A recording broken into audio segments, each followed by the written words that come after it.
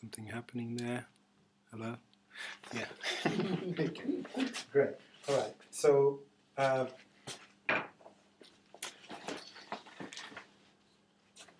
okay. So I'm just going to do this really formal. Yeah. So I was like, we haven't met before. Okay. Right. Okay. Welcome everyone. My name is Ceza, and I am here to present to you an approach to community organizing and development called asset-based community development.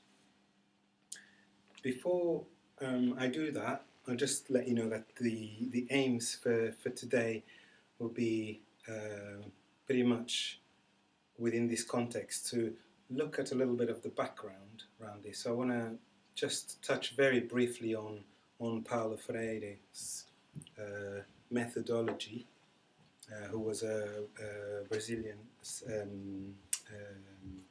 psychologist, a community psychologist, an educator. I also want to look at definitions of community organizing and what it is that I mean by this. Then look more specifically at asset-based community development, which is also called ABCD for short. And then some key considerations and some time for questions and answers, okay? So I'm just going to put my watch here so I can actually see the time. Right. So starting with Paulo Freire, some of you have heard about his work, but very briefly, Paulo Freire came up with a term called conscientização, which is Portuguese, conscientization in English, and what it really meant was truly the translation of that word is to become fully aware and fully a citizen. Okay, so it's a transformation and someone becoming fully aware, become conscious and become a citizen at the same time, more fully active. And this is specifically to do with his work around supporting landless people in South America. So he was particularly interested in looking at the power dynamics there with people, how they accepted their reality without challenging it. So he was particularly interested in that. And Paulo Freire strongly believed that everyday people could be supported to develop consciousness. But this consciousness was one that was understood to have power to transform their reality. Okay, so that's one of the key aspects of what's behind my thinking as well, and kind of supporting my thinking. Paulo also develops the what he called praxis, and praxis is again a process of informed, committed action. So it's a cycle, but it's informed, committed action. You reflect, you act, you learn, you reflect, you act, you learn. Okay, and this is what he called informed, committed action.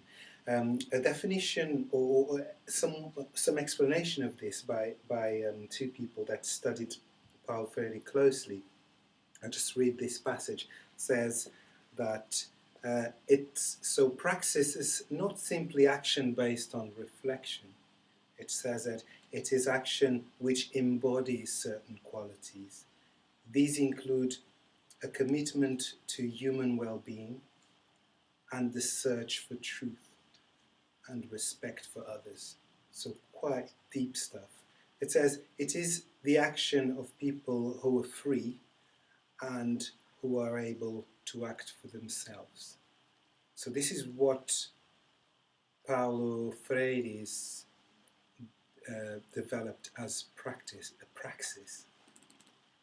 He also believed in education in the broader sense. And what I mean is that we tend to understand education as going to school. But Paulo Freire called that schooling, where education is something broader than that.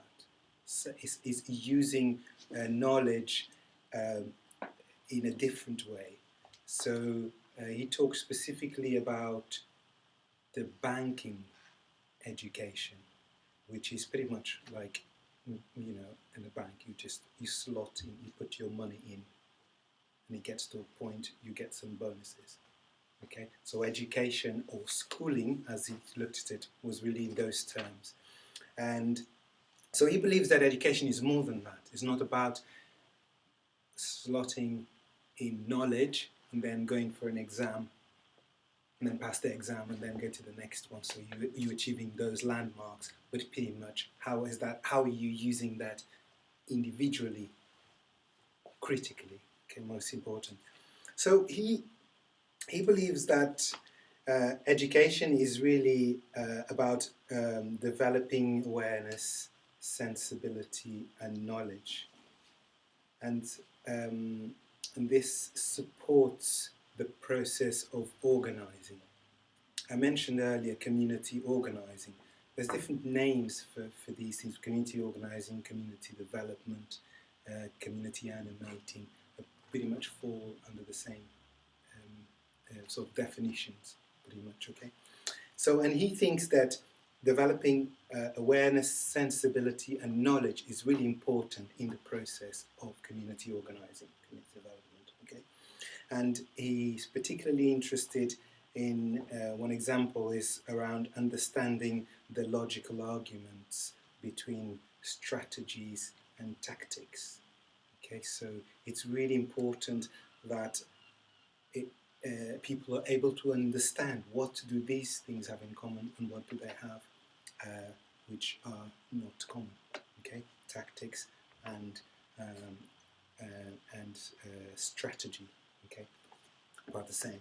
So, and one last bit about Freire is that he saw education as a power to reproduce the dominant ideologies. Okay, so this is going back to what I mentioned about banking education.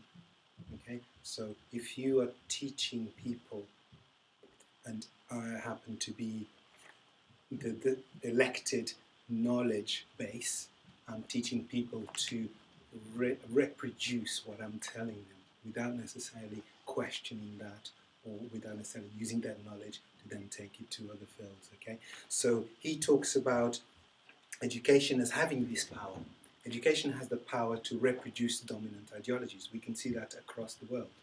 Okay, but what's also important is that he says that then the role of the educator within the system, an educator is the teacher, is the facilitator, the community organizer, animator, okay? So all those people fall within the category of educator.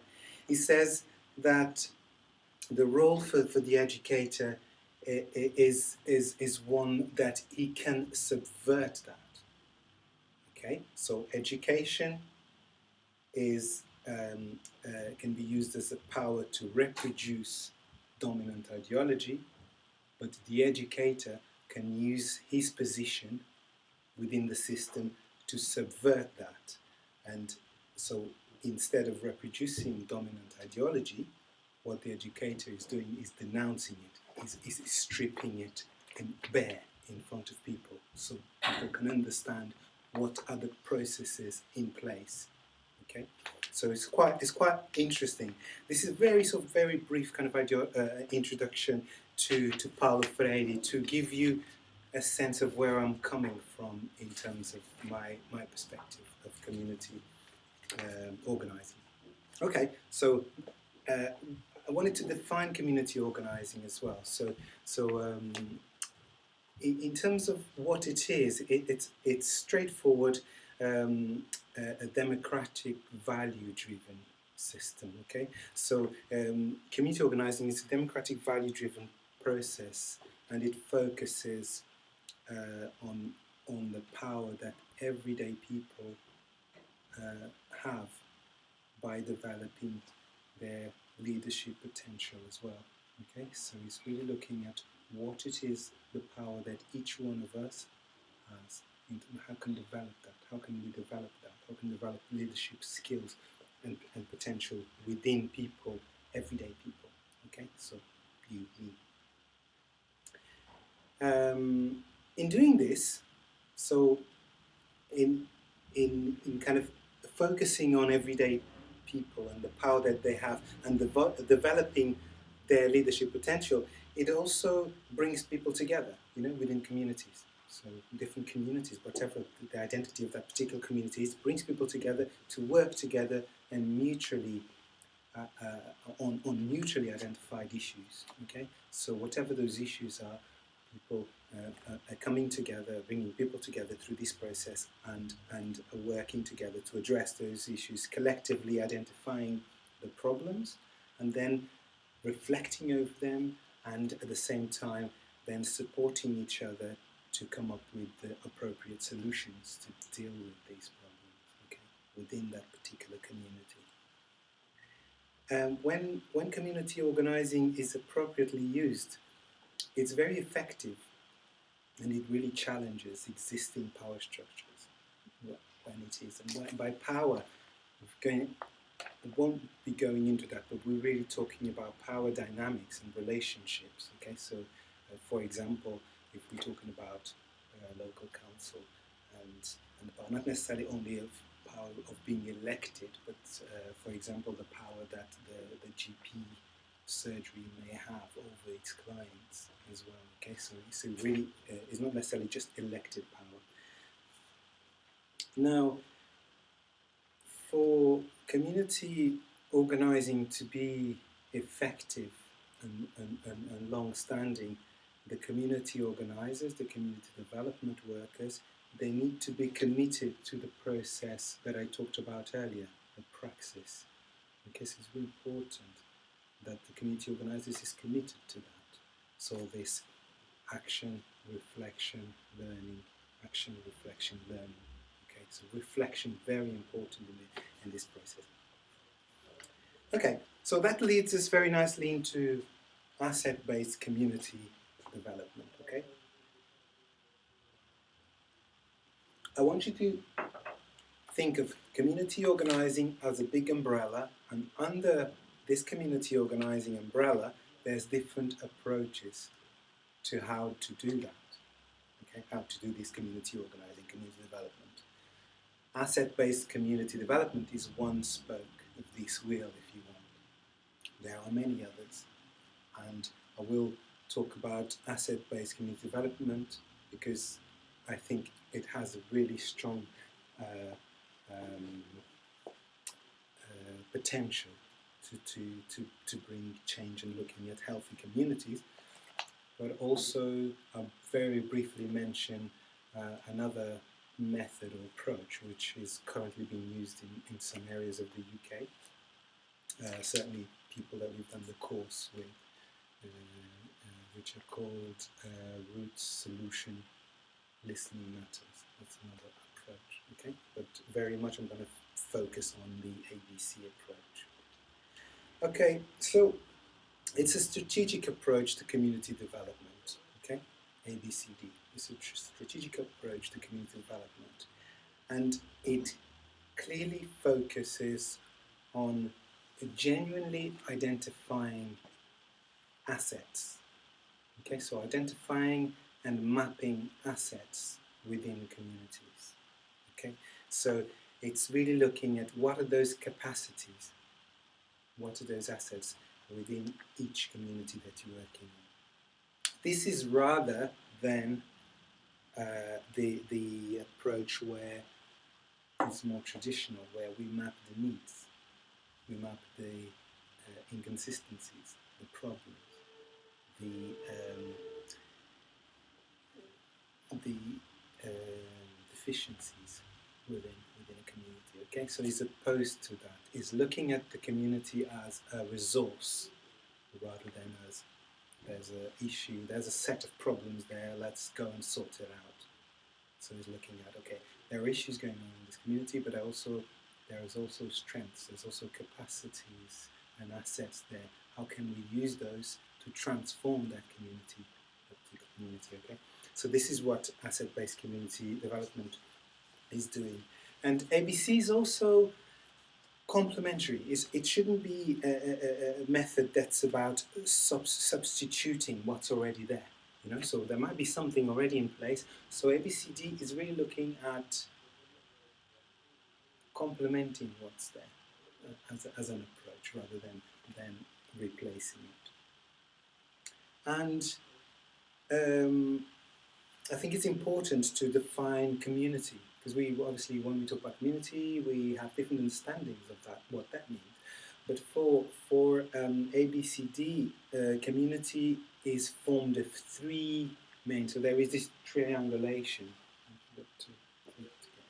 The flip chart, but there's this triangulation, okay, where on one end we have individuals in the community, on another end we have the public institutions of this triangle, on the other hand we have the community and voluntary sector, community and voluntary groups, okay, the voluntary sector, okay, so voluntary sector, statutory sector, and community individuals, community people.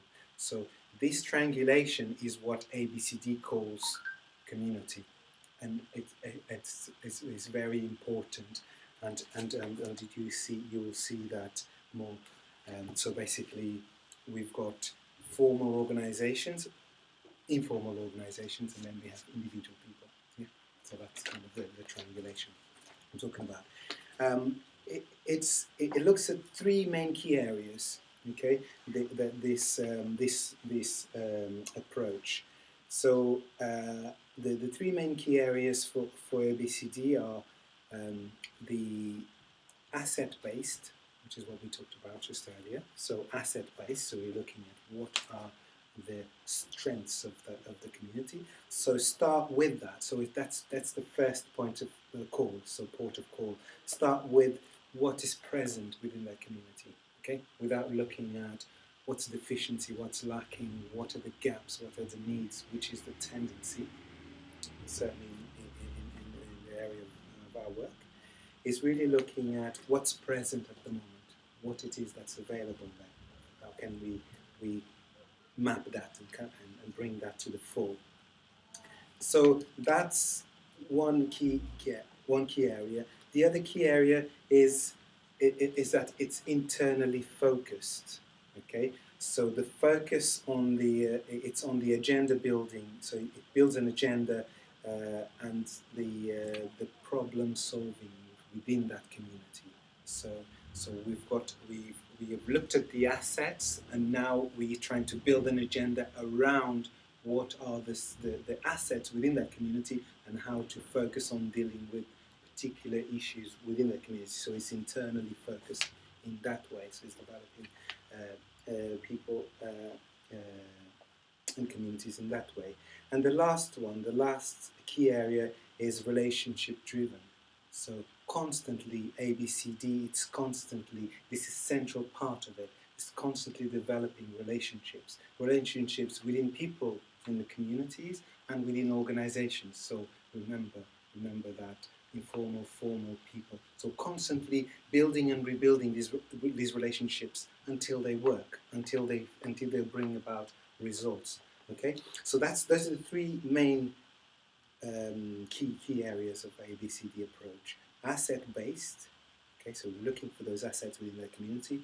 Internally focused, how can we develop our own agenda? Not somebody else coming from outside saying, oh, you have holes on the floor in the street, you need to sort that out. No, we are the agenda setters as a community. And the last one around the relationships. So in that, I've got a few points of consideration which I'd like to share with you. And first of all, I'd start by looking at what my work within the local authority has brought to me. So the engagement approach and my role within East Sussex County Council. And I mentioned this is the sort of traditional approach to community development. So it talks about basically identifying deficiencies, and I know that I have to do that in the role that I'm employed to do. our need to be able to identify the deficiencies, the problems, and the needs within communities, so that resources can be released, so that funding can come by to deal with a particular issue. Okay, so I'm aware of that, and usually there's also sort of quantitative data that comes along to justify that.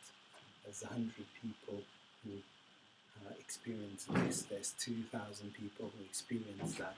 And it's on the basis of that that we use this information to bring about funding when we identify gaps. For me, there is a problematic approach, very much, if it's a constant approach to community engagement, and that's because it shapes expectations and aspirations. The aspirations, the expectations of communities are shaped because of this approach. Okay, and what I mean by that is that it disempowers people. Okay, in approaching communities, what are your problems? What are your needs? What are your deficiencies? What we're doing, and intentionally, possibly not, is disempowering people and disempowering communities. Instead of looking at what they do well, we start looking at what they don't do, what they're unable to do. So this, for me, is damaging in the long run. Okay. Now, I would like to transfer that to the way that the coalition government, the current government in the UK, is approaching communities as well. Okay, and this is I think is quite interesting, because I think it's common knowledge that we now can see that the coalition government is having a really great stab at dismantling the welfare state. Okay? I think there's no question about that. And it's also dismantling the institutions and the infrastructure that existed to make the welfare state function as it did. I think it's clear that this has got long-lasting negative effects in the community. So these effects, we will then become experiencing them, seeing them as we go along. Right now, it's okay to privatize aspects of the NHS. We go, okay, well, you know, not using. In 5 years' time, in 3 years' time, in 10 years' time, we will really realise what that means. Right now, I think we might not see the actual effect. So I think there's a long-lasting effect there that we need to be aware of. The government, because it's doing this, and it clearly doesn't want to be seen as doing this, one of the things that's happening is it's investing in certain areas. Okay, and this is where this particular approach that I mentioned, RSLM, root solution listening matters, comes into place. So government, the coalition government currently is investing in this approach. So looking at the approach and the model itself, you think it's great. It's really about community organisers, people in communities, knocking on people's doors and asking them how do they feel about their area. Very simple questionnaire, which is very based on, I suppose, CBT, very much along that. So you would allow people, so cognitive behavioural therapy, where you get people to talk about what it is and where they are, and what's really bringing, what are the issues that are relevant to them in that particular area, and try to transform that into issues in the community. So very in a nutshell, that's RSLM. So and the interesting bit about that is that I looked at another method that was used in the States called civic organising, which was very much around the same, bringing people together around a common issue, which really linked them because of a geographical community. So you have to kind of live in the same streets or same ward or whatever, because then it makes a lot of sense to do this particular bit of work. But then civic organizing was used in some areas of the state not to bring about people's concerns. Certainly at the face, that's what it was doing. But what it was also doing was something else, which I think had another purpose, which was more around restoring social order and control, okay, more than actually doing community building, okay. So, and it was kind of kept very much at that. So, at the moment, it feels to me that the coalition government is facilitating access to quite a lot of responsibility, you know, saying, oh, you want to do social care delivery, you do it. You want to open a home and provide particular aspects of the service that we traditionally have provided as the local authority, you do it.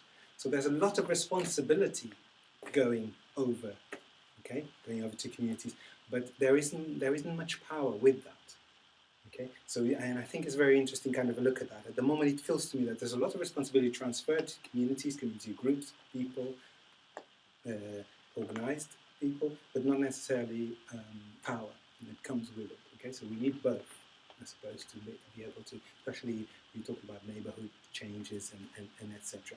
So the risks for that, to finalise, the risks that I see is that instead of, obviously, as I mentioned, instead of real community building, which is the community organising approach, where you transform, where you support transformation, but instead of real community building, what it becomes is pretty much a neighbourhood management tool. Okay, so it's kind of, it's just managing people, so make sure that no one, you know, that we don't have Brixton riots, or we don't have that sort of situation where it's untenable and the government cannot control that. So instead of creating real change within the community and transforming people and building capacity and using assets, what we're doing is there is a kind of a tokenistic approach, which is giving a lot of responsibility, and people are busy doing, but there is very little power, and then therefore there is no real community building. Okay, so that's my presentation. So have you got any questions? Plenty of questions, yes. Yes, sir. This thing about the big society, what's the relevance? Because the big society sounds like a very good idea, but at the end of the day, I think it's not a very good idea. So where does that fit in with community organizing?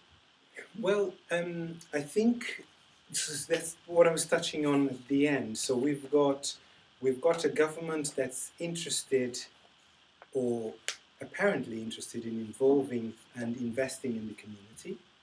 And how he's doing that? He's doing that through this locality program, which really is reflecting this policy of big society, and is promoting, actually, we can do a lot in communities.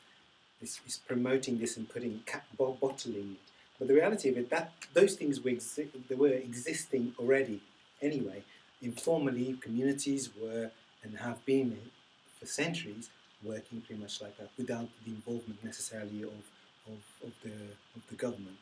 So I think it's using terminology and certainly concepts that are not necessarily very clear to everyone in the community, to look like they're doing something other than what's going on.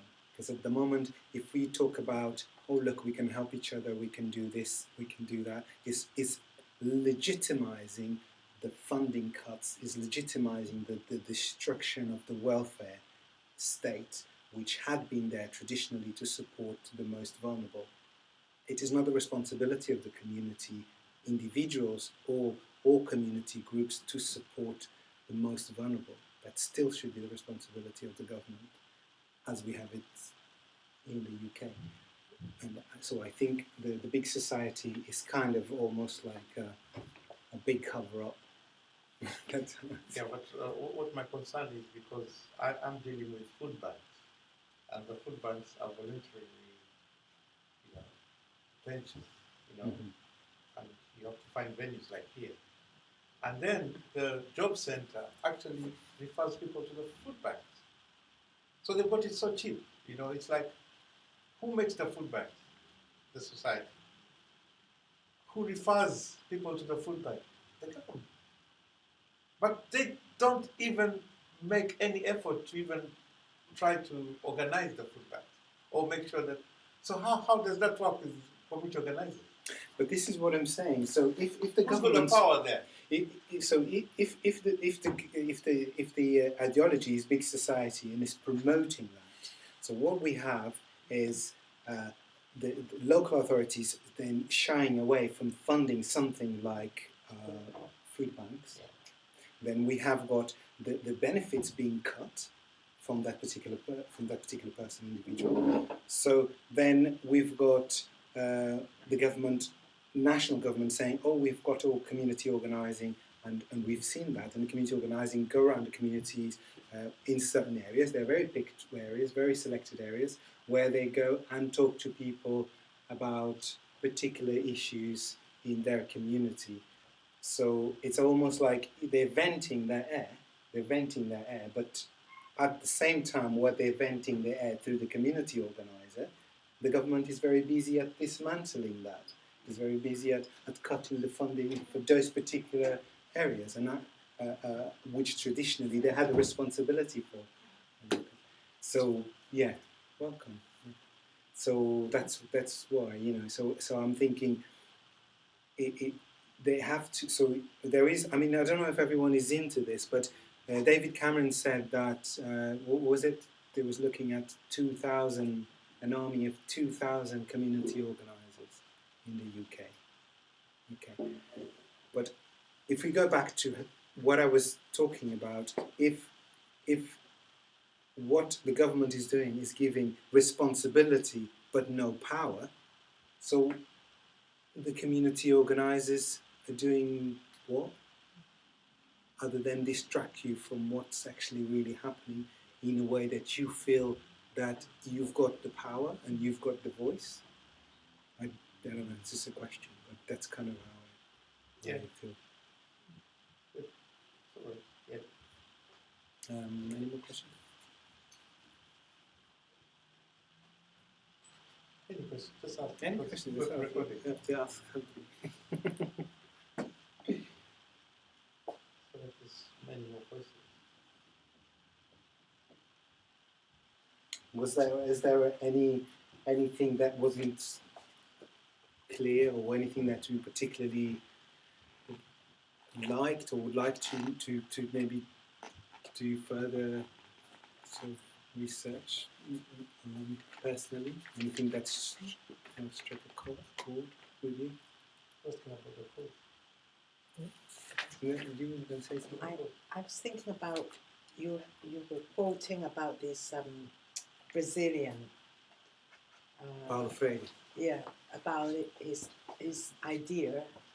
But sometimes I think theory, what he said that it sounds really good that the community should have the say, should have the ideas.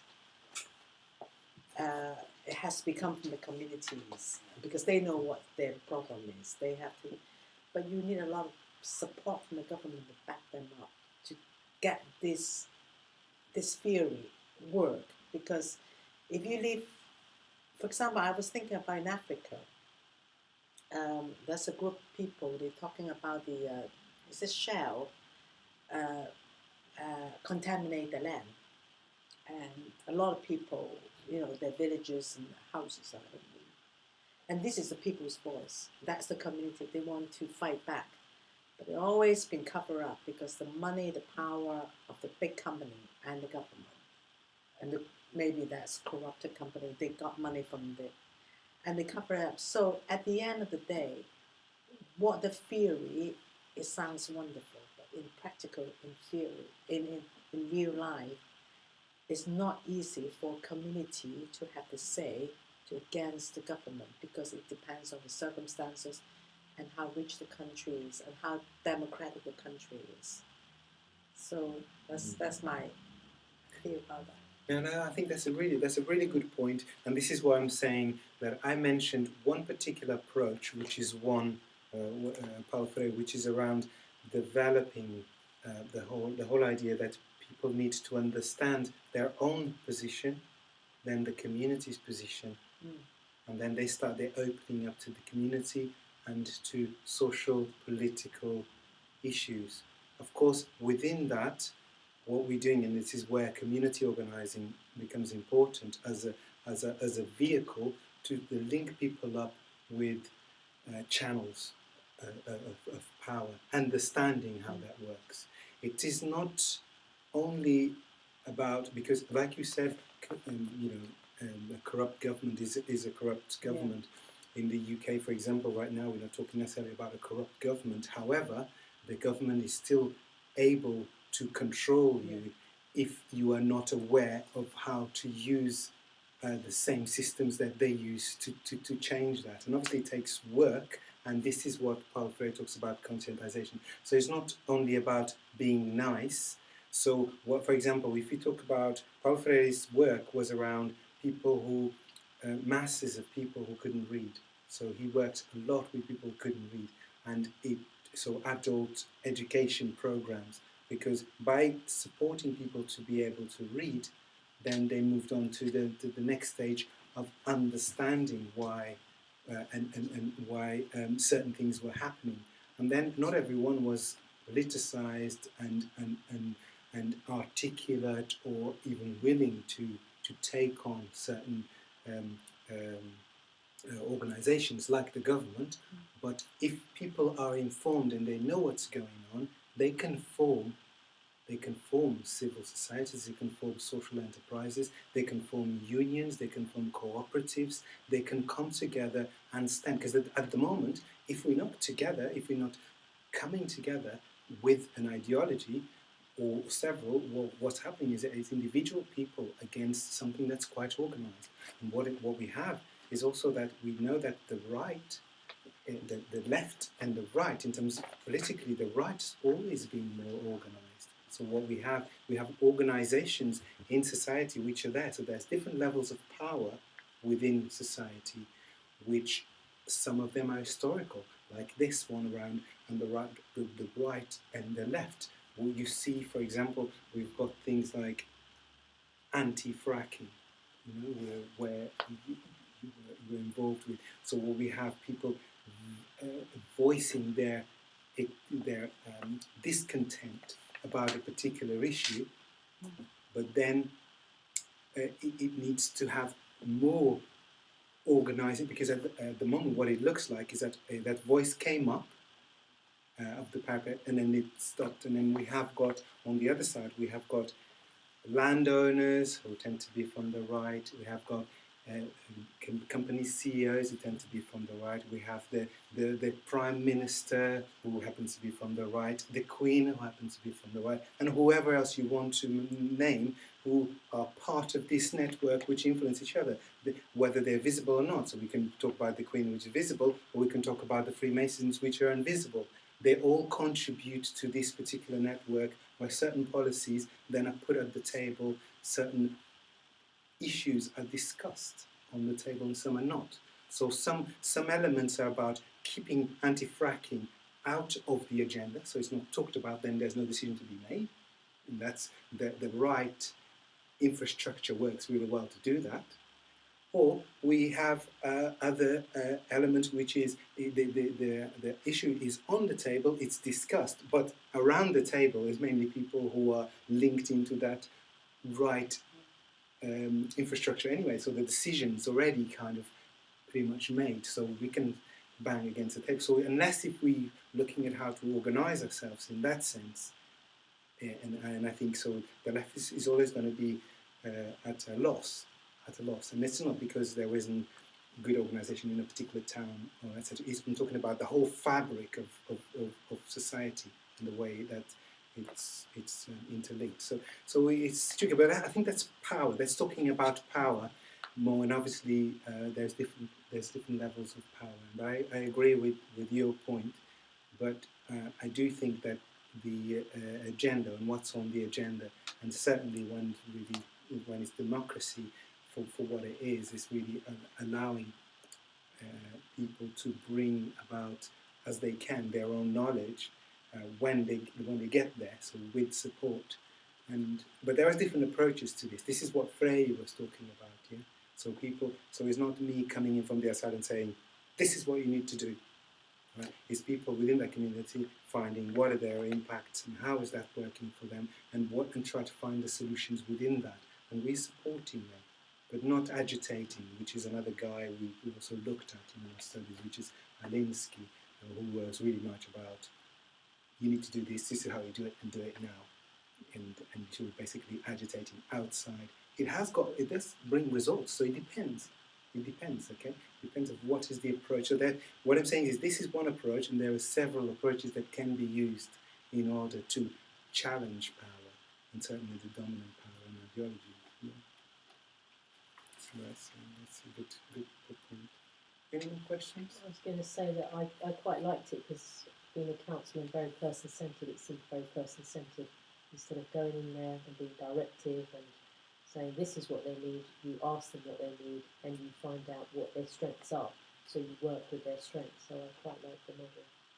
Because that's really powerful, isn't it? When you work with people with their strengths. Yeah. And yeah, I totally agree.